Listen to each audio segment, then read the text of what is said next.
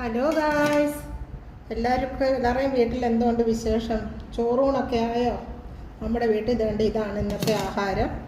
ഞാൻ പറഞ്ഞിട്ടില്ലേ ചോറ് ഇച്ചിരി എടുക്കത്തുള്ളെന്ന്. ചോറ് എനിക്കപ്പുറത്തെ ഒരു ആൻറ്റി ഇച്ചിരി പടവലങ്ങ തന്നതാണ്. അത് പരിപ്പും കൂടി ഇട്ട് തോരൻ വെച്ചു. അത് കഴിഞ്ഞിട്ട്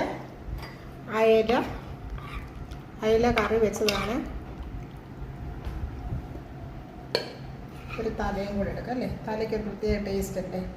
കുഞ്ഞുങ്ങളെ സ്കൂളിൽ വിടാനായിട്ട് ഇച്ചിരി ഉരുളക്കിഴങ്ങ് മെഴുക്കുവരട്ടി എടുത്തായിരുന്നേ രാവിലെ. അത് നമുക്കൊരു ഇച്ചിരി എടുക്കാം അല്ലേ? എല്ലാം ഇച്ചിരി എടുത്താലല്ലേ. പിന്നെ ഒരു മീൻ വറുത്തത്. പിന്നെ ഇതെന്താണെന്നറിയാവോ? നമ്മുടെ ഇന്നത്തെ കാലത്തെ ജനറേഷനിലെ പിള്ളേരൊന്നും ഈ പരിഞ്ഞിയിൽ ഉണ്ടാക്കി കഴിയുമ്പം അതിനകത്ത് നമ്മൾ പണ്ട് ചീനിച്ചട്ടിക്കകത്തിട്ട് ആഹാരം ഉടക്കത്തില്ലായിരുന്നോ? അതൊരു